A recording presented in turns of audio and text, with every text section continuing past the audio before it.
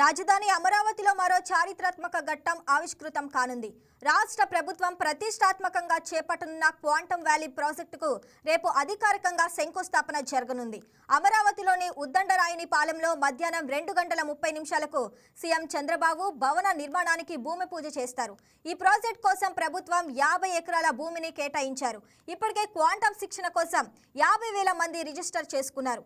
అమెరికాలోని silicon valley తరహాలో అమరావతిని క్వాంటం టెక్నాలజీకి ప్రపంచ కేంద్రంగా మార్చడమే ఈ ప్రాజెక్ట్ లక్ష్యమని ప్రభుత్వం అంటుంది. క్వాంటం వ్యాలీ భవన నిర్మాణంపై మరింత సమాచారం మా కరెస్పాండెంట్ ప్రసాద్ అందిస్తారు. సీఎం చంద్రబాబు నాయుడు కలల ప్రాజెక్టు క్వాంటం వ్యాలీ. మరి ఆ క్వాంటం వ్యాలీకి సంబంధించి రాజధాని అమరావతిలో రేపు శంకుస్థాపన కార్యక్రమం జరగబోతుంది. ఈ శంకుస్థాపన కార్యక్రమాన్ని సీఎం చంద్రబాబు నాయుడు ముఖ్య అతిథిగా హాజరయ్యి ఈ కార్యక్రమాన్ని ప్రారంభిస్తారు.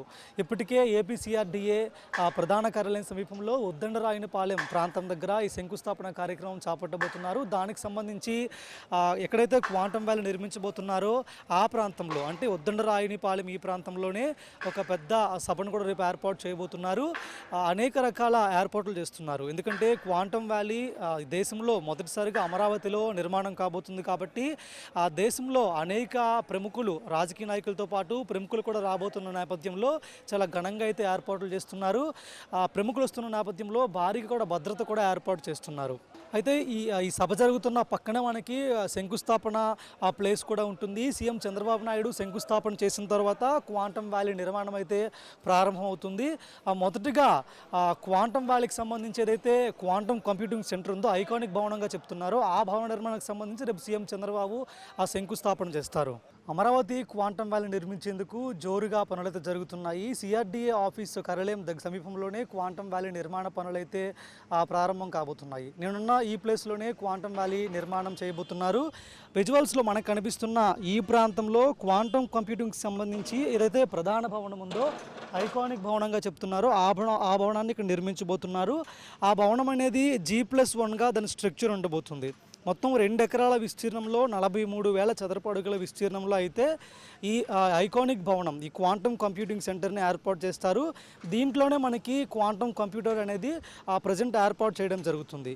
ఈ క్వాంటం కంప్యూటర్కి ఇరువైపులా కూడా 4 మొత్తం 8 టవర్స్ అయితే నిర్మిస్తారు.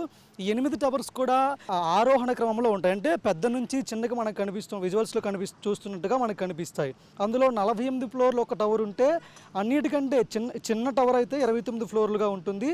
సో మొత్తంగా 8.5 మిలియన్ స్క్వేర్ ఫీట్ల విస్తీర్ణంలో ఈ 8 టవర్లను కూడా నిర్మిస్తున్నారు.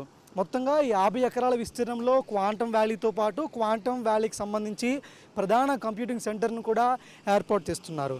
సీఎం చంద్రబాబు నాయుడు కూడా ఈ ప్రధాన క్వాంటం కంప్యూటింగ్ భవనం ఏదైతే ఉందో దానికి సంబంధించి శంకుస్థాపన చేస్తారు. శంకుస్థాపన తర్వాత క్వాంటం వ్యాలీకి సంబంధించిన నిర్మాణ పనులు స్టార్ట్ అవుతాయి. వీళ్ళని త్వరగా క్వాంటం కంప్యూటర్ను కూడా ఇక్కడ ప్రారంభించేందుకు ప్రభుత్వం అయితే కృషి చేస్తుంది. అయితే ఇండియాలో ప్రపంచంలో ఎప్పటి వరకు 2-3 దేశాల్లో మాత్రమే ప్రజెంట్ క్వాంటం వ్యాలీలు అందుబాటులో ఉన్నాయి. ఎక్కడ కూడా క్వాంటం వ్యాలీ అందుబాటులో లేదు.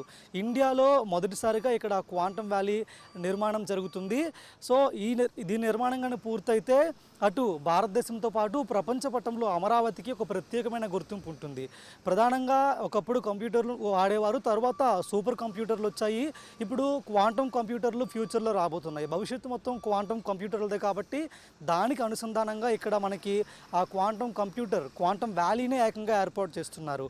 అయితే ఈ క్వాంటం ప్రధాన ఐకానిక్ భవన్లో మనకి క్వాంటం కంప్యూటర్ని ఏర్పాటు చేస్తారు.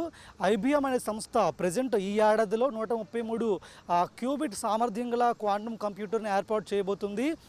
రాబోతున్న 3 ఏళ్లలో 5,000 క్యూబిట్ సామర్థ్యం గల క్వాంటం కంప్యూటర్ను కూడా ఏర్పాటు చేస్తామని IBM సంస్థ వాళ్ళు చెప్తున్నారు.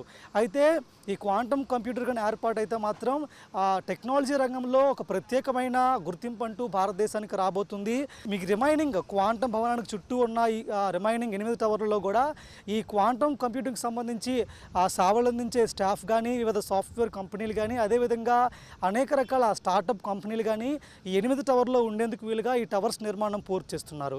అయితే వీటి నిర్మాణం కానీ పూర్తయితే ఖచ్చితంగా టెక్నాలజీ విషయంలో అటు ఏపీతో పాటు భారతదేశం కూడా ప్రపంచ దేశాలతో పోటీ పడే అవకాశం ఉందని కూడా నిపుణులు చెప్తున్న పరిస్థితి కనిపిస్తుంది. ఇది ఇక్కడ పరిస్థితి. వీడియో జర్నలిస్ట్ మౌలితో ప్రసాద్ ఆకుల, వైకి news, Amaravati. Please subscribe to YK TV Network. Please subscribe to YK TV. Please watch YK News. Don't forget to subscribe YK News channel.